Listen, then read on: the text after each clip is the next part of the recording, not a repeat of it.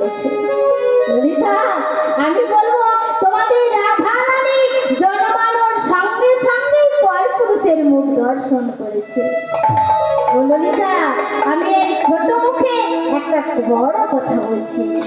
আমি বলবো তোমাদের ওই রাধা রানী কোনোদিনও পরপুরুষের মুখ দর্শন করেননি।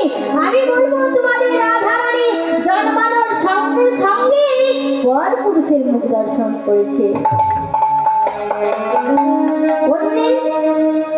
যেদিন জন্মিল ধনী কীর্তিকার মন্দিরে অন্ধকিনী হয়েছিলেন জননী